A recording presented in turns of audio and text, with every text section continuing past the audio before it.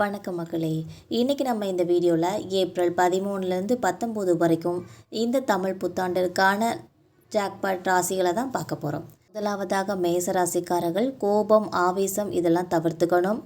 வாக்குறுதிகளை கொடுக்கும்போது அல்லது யாருக்காவது பதில் சொல்லும்போது ரொம்ப கவனத்தோடு நடந்துக்கணும். இல்லைனா சின்ன சின்ன விஷயங்களுக்கும் பெரிய சிக்கலாக மாறுறதுக்கான வாய்ப்புகள் நிறையவே இருக்குது. அடுத்ததாக ரிஷபராசிக்காரர்கள், இந்த வாரம் ரிஷபராசிக்காரர்களுக்கு ரொம்ப கலவையான பலன்களை தரக்கூடிய ஒன்றாக தான் இருக்குது. வாரத்தோட நடுப்பகுதியில் சில எதிர்பாராத பெரிய செலவுகள் வர்றதுக்கு வாய்ப்புகள் இருக்குது.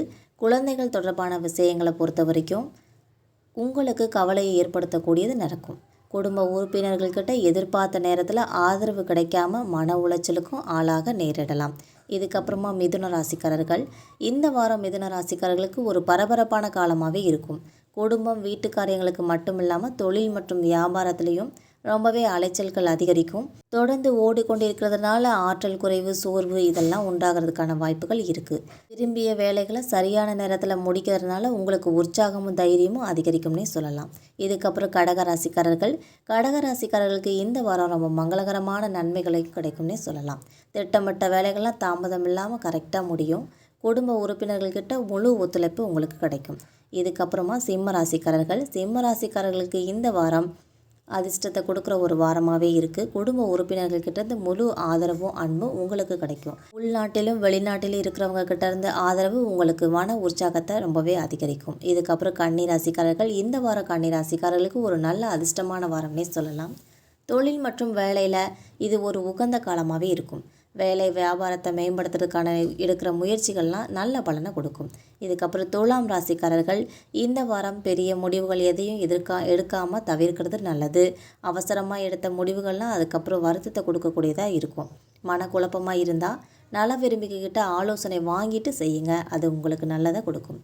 இதுக்கப்புறம் விருச்சிக ராசிக்காரர்கள், இந்த வாரம் விருச்சிக ராசிக்காரர்களுக்கு ஒரு கலவையான பலன்கள் தான் கிடைக்கும்.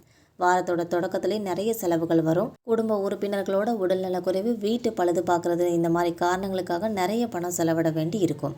இதுக்கப்புறம் தனுசு ராசிக்காரர்களுக்கு இந்த வாரம் ஒரு மங்களகரமான வாரமாகவே இருக்கும். பணிகளை நீங்கள் ரொம்ப புத்துணர்ச்சியோடும் உற்சாகத்தோடும் செய்வீங்க. நெருங்கிய நண்பர் அல்லது செல்வாக்கு மிக்க நண்பர்களோட உதவியில் ஒரு முக்கியமான காரியத்தை சாதிக்கிறதுக்கான வாய்ப்புகளும் இருக்குது. இதுக்கப்புறம் மகர ராசிக்காரர்களுக்கு இந்த வாரம் ஒரு சுமாரான வாரம்னே சொல்லலாம்.